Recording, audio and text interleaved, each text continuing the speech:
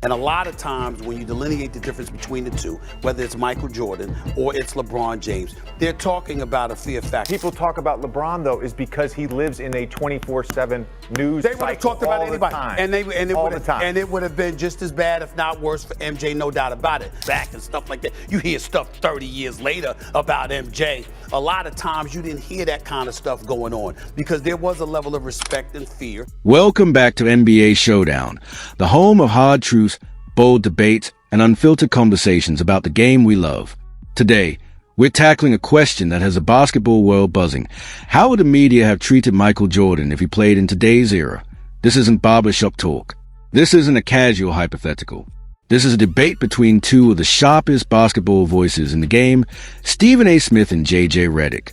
And their answer flips the usual narrative on its head that if you think LeBron James has been scrutinized like no other, think again. According to Stephen A. and J.J., Michael Jordan would have faced even harsher treatment if he played under today's 24/7 media spotlight. Let's break this down. Stephen A. starts with a concept that defines a gap between eras. Fear. When Michael Jordan played, fear was real. On the court, opponents were terrified of him. He wasn't just beating teams, he was breaking them. His killer instinct, his physical dominance, his ability to rise in the biggest moments created a psychological edge no one could deny. Players respected him. Coaches dreaded him. Rivals feared him. But that fear wasn't confined to the hardwood. It extended to the media, reporters, broadcasters, columnists. They all understood Jordan wasn't just a superstar. He was a superstar, the face of the league, the global icon. You didn't casually criticize Michael Jordan. You didn't recklessly nitpick his flaws. Writers knew that crossing that line risked their credibility, their access, maybe even their jobs.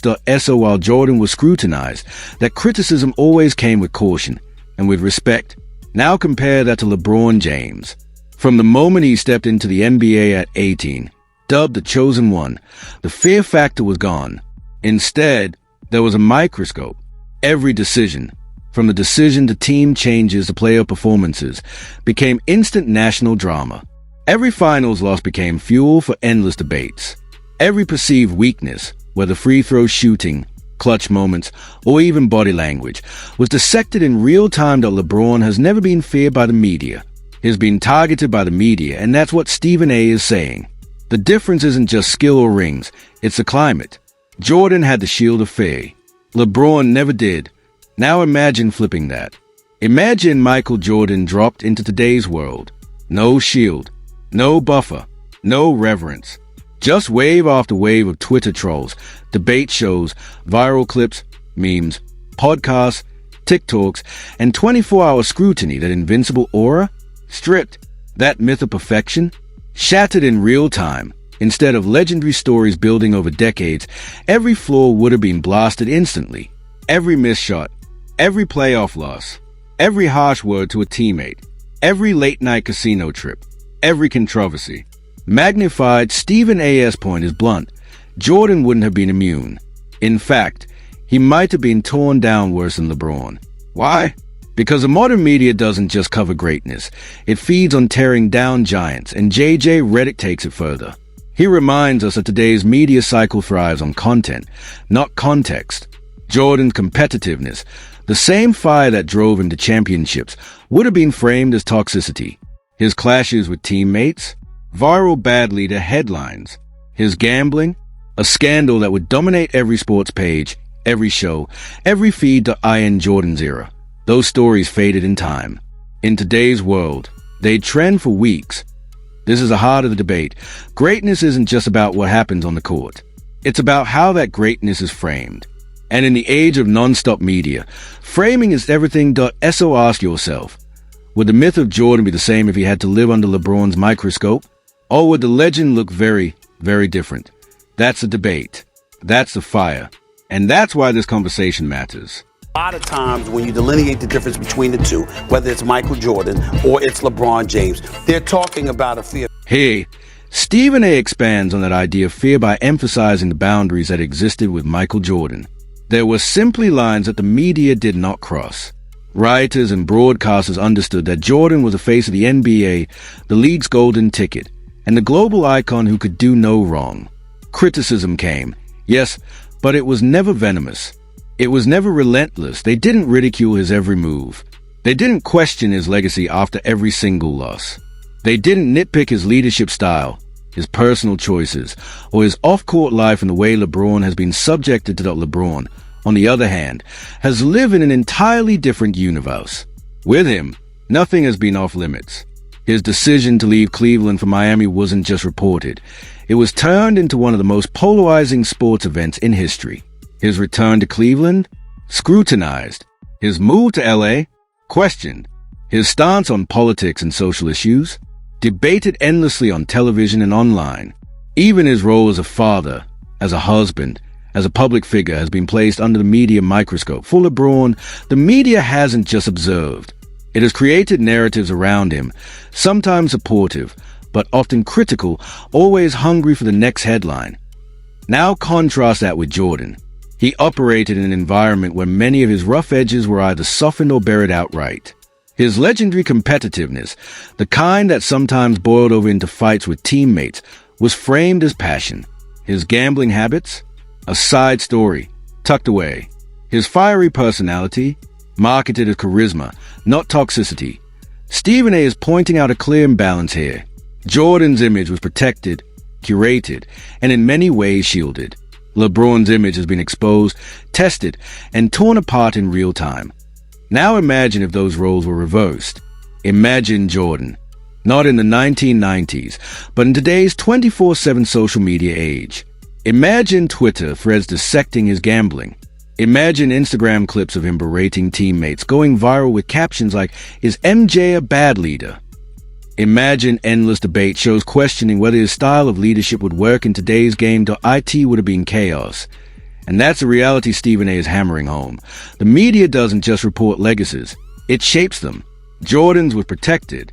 LeBron's has been tested under fire, and that is why Stephen A. insists, with conviction, that if Jordan had to endure the same no-holds-barred scrutiny that LeBron has faced for 2 decades, the public perception of him could look dramatically different. You knew that you wasn't going to do to MJ. You could come to MJ on the court, but the things that people have done, the way that they've talked about LeBron James, the way that they've come behind him in the media behind. In this quote, Stephen A. sharpens the knife even further.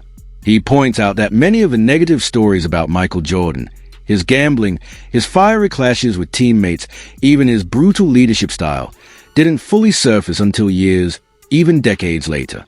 By that time, Jordan's legendary status was already cemented. 6 championships, 6 finals MVPs, the GOAT title essentially locked in. The narrative was sealed before the dirt ever became public. Back then, people were careful with what they said publicly. Journalists weighed their words because Jordan's respect level was unmatched. He wasn't just a player, he was a league. And when someone holds that kind of aura, the media treats them with reverence. Mistakes? They were brushed aside. Controversies? They were softened. And if a story couldn't be spun positively, often it was delayed, filtered, or buried altogether. Now compare that to LeBron James. With LeBron, the opposite has been true since day one. Nothing is delayed. Nothing is softened.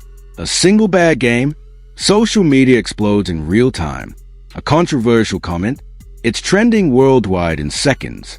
A miscalculated decision, like the decision in 2010, sparks not just headlines but hours of content across ESPN, Fox Sports, YouTube, and podcasts. By the next morning, the entire basketball world has dissected and debated every angle. LeBron hasn't just been judged. He has been judged immediately, relentlessly, and sometimes unfairly. Every move, every word, every step of his career has been lived under the blinding lights of instant reaction culture. Stephen A. is making it clear Jordan never had to fight that particular battle. The respect and fear he commanded created a protective barrier that insulated him from real-time backlash. LeBron has had no such shield. He has been exposed, raw and vulnerable, to the unfiltered reactions of millions every single day of his career. And this is where Stephen A. lands a hammer. If Michael Jordan had played in today's world, in LeBron's world, he would not have enjoyed the privilege of delayed judgment.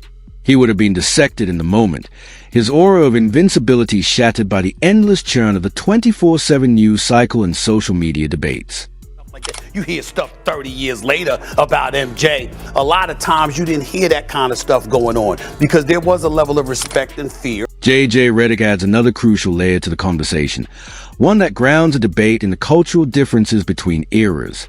He reminds us that LeBron James has not just played basketball, he has lived his entire life in a digital, hyper-connected world. From the moment he was a teenager, LeBron carried a level of exposure that no other player in history has ever faced. His high school games weren't just local events. They were nationally televised spectacles.